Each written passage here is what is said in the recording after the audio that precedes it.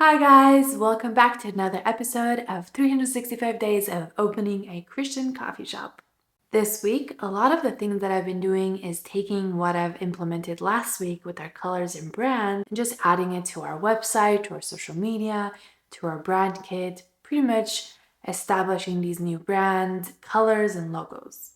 I also got some time this week to do some fun stuff like learn how to make sourdough bagels, which was very intimidating to start, and they don't look very pretty, but they came out very delicious and good. Another exciting thing is our baby is now doing so well on a sleeping routine, and she's napping on her own, so I get a little bit more time to work on our business and to work in my marketing job. And I also got one day of doing Bible study for 2 hours, and it was amazing. I absolutely love that time. I really hope I can implement it more, especially now as she's getting a little bit older. Besides working on our brand colors this week, the other thing we've been talking a lot about is what is this vision going to look like? Can we make this happen? Can we find a place? Can we remodel it with having no money to start? And it's honestly challenging. And I actually am so excited to start this new podcast, Coffee Talk with Rejoice and Do Good, where I interview and talk to different Christian coffee shop business owners. And so far, I've talked to 3, and they have been absolutely amazing. It's been so cool to see all the different perspectives in the industry. One was a coffee farm. The other one, they bought a coffee shop, so they didn't start it from scratch. And the last one that I talked to is a coffee shop that is in New Mexico. So that was really cool to hear from them. And actually, next week, I'm going to talk to a husband and wife team who owned 2 coffee shops and 2 coffee carts. So you can imagine all these amazing conversations from their perspectives, and I can't wait to edit the episodes and put them out. Besides that, I got to talk to a local coffee shop owner, and she's been super kind and sweet and sharing all the stories.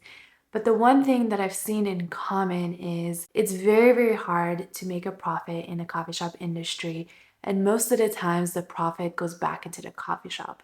So the owners themselves don't really make a lot of money, if any, unless you're a big chain and you have multiple locations.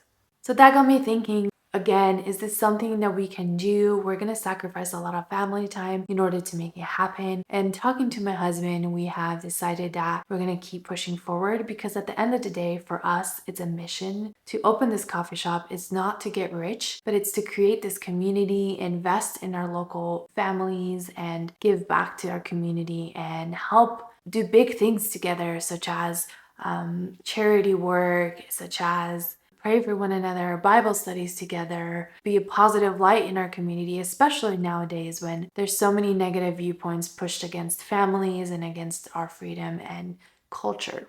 So anyways, the other thought that we had is maybe can we make it a nonprofit? Is that something to even consider? I don't even know if coffee shops can be nonprofit, but that's something that I'm going to be looking into. And although this isn't part of the branding episode, I do kind of want to be transparent and take you guys along because you never know what could lead to the next thing and what connection could lead to the opportunity that takes us there. And I want you guys to see everything in their journey in case you do want to open your own business.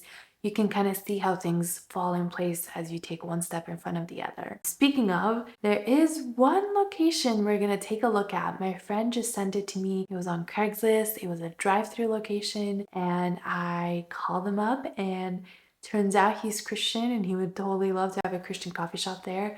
So I'm going to meet with him next week and tour the place. I don't know if anything's going to come out of it, but it just goes to show that one small conversation can probably spark an opportunity. And that's something that you just got to keep going. Trust God, take one step and put it in front of the other.